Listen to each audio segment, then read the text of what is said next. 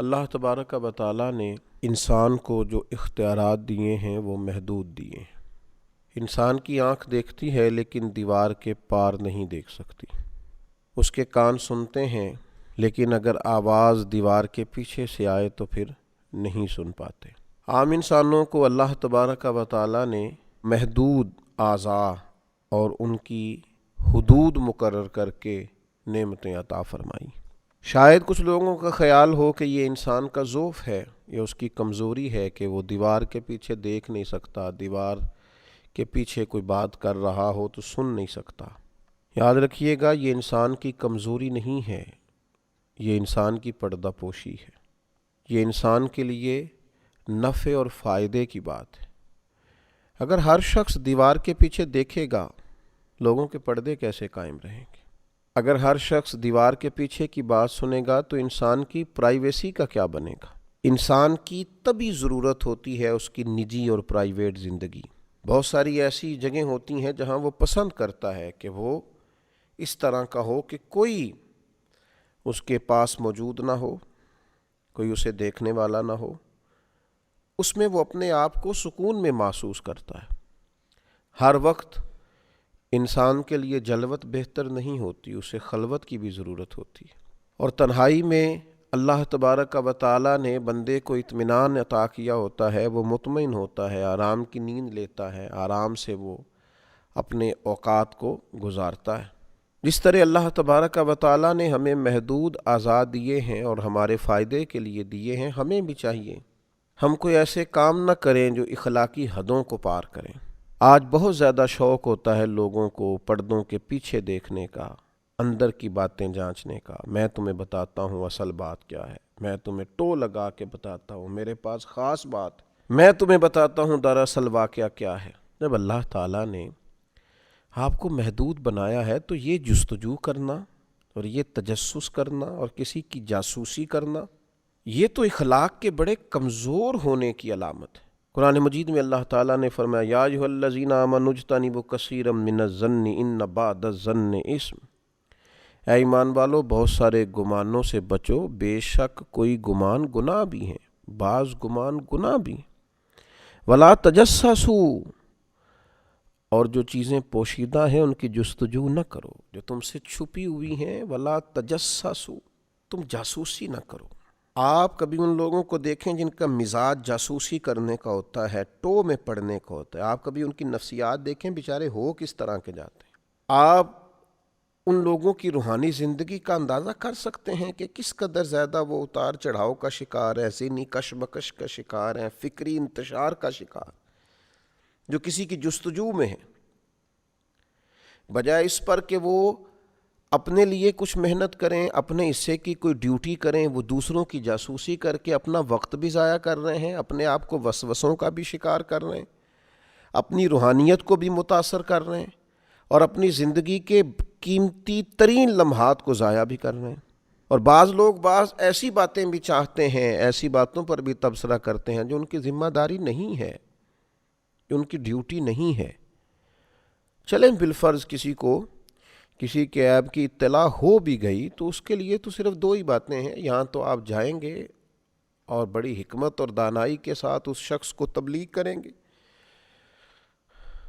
اسے اکیلے میں مل کے اس برائی سے بچنے کا کہیں گے، یا دوسری بات یہ ہے کہ آپ اس کی ہدایت کے لیے اللہ کے حضور دعا کریں گے۔ یہ تنقید کرنا اور لوگوں کے سامنے اس کے اس عیب کو بیان کرنا، یہ تو کسی طور بھی قابل قبول چیز نہیں ہے۔ اور پھر جو خوبصورت لہجوں کے لوگ ہوتے ہیں، اعلیٰ اخلاقیات جو لوگ رکھتے ہیں، ان کا تو یہ انداز بھی نہیں ہوتا کہ وہ کسی شخص کے لیے جاسوسی کرتے پھریں۔ وہ تو خوبصورتیاں تلاش کرتے ہیں، وہ تو اچھائیاں ڈھونڈتے ہیں، وہ تو خیر کے پیچھے۔ دو قسم کی مکھیاں آپ کو معاشرے میں ملیں گی، ایک شہد کی مکھی ہوتی ہے، ڈھونڈتی پھرتی ہے کوئی پھول کہیں مل جائے، اس پھول پر بیٹھتی ہے اور اس پھول سے فیض یاب ہوتی ہے، اور اس کے بعد جب وہ واپس لوٹتی ہے تو اپنے چھتے میں آ کے، اپنے گھر میں آ کے شہد بناتی ہے، جس میں اللہ تعالیٰ نے شفا رکھی ہے۔ اور ایک مکھی آپ کو ایسی بھی ملتی ہے جو گندگی پہ بیٹھتی ہے، کسی زخم پر بیٹھتی ہے، وہ پھر کرتی کیا ہے؟ وہ جہاں بیٹھتی ہے بیماریاں پھیلاتی ہے، اس لیے کہ جب وہ نکلی تھی، جب اس نے ارادہ کیا تھا تو اس وقت ہی منزلیں ہی الگ الگ تھیں۔ وہ تو نکلی تھی زخم ٹٹولنے، گندگی کو معاذ اللہ دیکھنے، بری چیزوں کو۔ جب اس نے واپس آ کے چھوڑا ہے تو اس نے جراثیم چھوڑے ہیں، بیماری کو چھوڑا ہے، اور یہ نکلی تھی پھولوں کی تلاش میں۔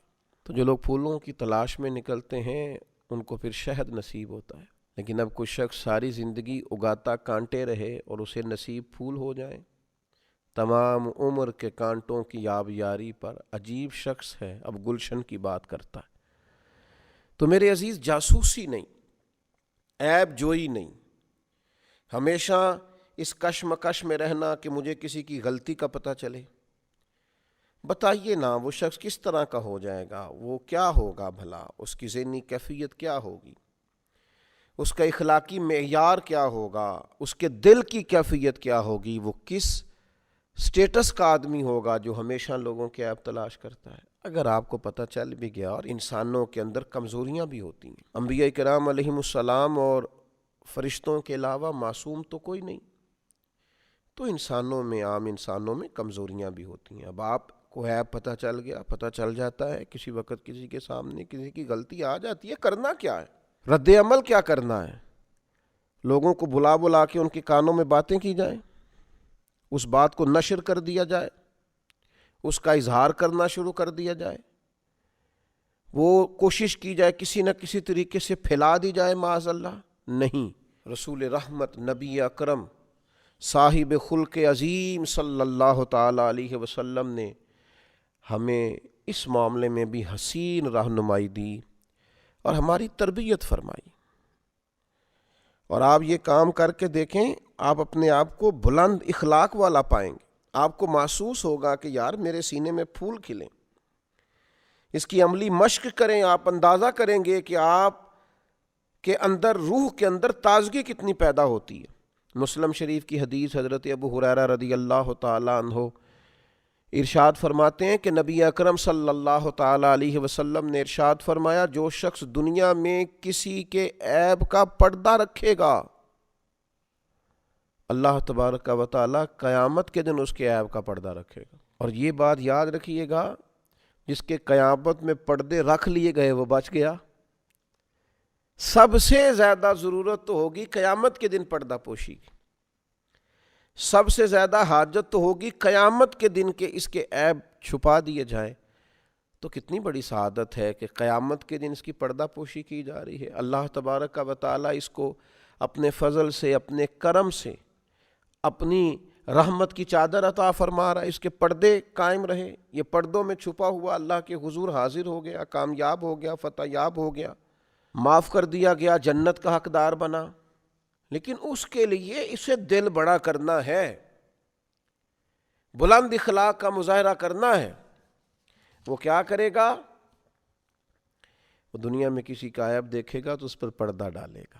اگر یہ کام کرے گا تو نتیجے بڑے شاندار نکلیں گے۔ آج تو بڑا عجیب نظام ہے، کچھ لوگ جو جاسوسی کر کے دیتے ہیں ان کو بڑا نوازا جاتا ہے، وہ آنکھوں کے تارے ہوتے ہیں، یہ میری جاسوسی کرتا ہے، مجھے خبریں دیتا ہے، ان پر لوگ بڑی بڑی شفقتیں کرتے ہیں۔ تو یہ انداز ٹھیک نہیں ہے۔ ہاں، کسی وقت اگر کسی بات کا کسی جگہ بتانا اصلاح کے لیے ہو کہ یار بہتری ہو جائے گی میرے کہنے سے، اس بات کی اصلاح ہو جائے گی، تو اصلاح کی نیت سے مقدور بھر ضرورت کے مطابق کسی بات کا کرنا، اور ایسے شخص سے کرنا جو اس کی اصلاح کر دے گا، جو بہتری کر دے گا، اس کے لیے علماء نے گنجائش لکھی ہے۔ اور نبی پاک علیہ السلام نے یہ بھی تنبیہ فرمائی ہے، فرمایا اگر تم اپنے کسی بھائی کا پردہ فاش کرو گے نا تو اللہ تعالیٰ بھی تمہارا پردہ فاش کر دے گا، اگرچہ تم گھر کے اندر بھی بیٹھے ہوئے تو رسوا کر دیے جاؤ گے۔ لہٰذا یہ کام نہ کرے۔ اور پھر ایک اور بات جو بڑی سمجھنے والی ہے اور قابل غور ہے کہ جناب بہت سارے لوگ لوگوں کی عیب جوئی کرتے ہیں، تو پہلے وہ یہ تو بتائیں کہ ان کے اندر کوئی عیب خود سے موجود نہیں ہے، خود اپنے آپ کو پاک، صاف، مسجع، مکفّا، پاکیزہ سمجھتے ہیں، بڑے بھولے بھالے، بڑے اللہ والے، ریاض آپ کو بس ہم ہی جانتے ہیں، اپنے آپ کو بڑا صاف ستھرا جانتے ہیں۔ دیکھیے، ایک انسان کے اپنے اندر کمزوریاں موجود ہیں، غلطیاں موجود ہیں، باوجود اس کے وہ لوگوں کے عیب تلاش کر رہا ہے۔ وہ خود گھٹنوں تک دھنسا ہوا ہے خطاؤں میں، اور پھر نیچے دھستا ہی چلا جا رہا ہے، نہ توبہ کر رہا ہے نہ اصلاح کر رہا ہے، لیکن لوگوں کی غلطیاں بیان کرتا ہے تو بڑے دھڑلے سے بیان کرتا ہے۔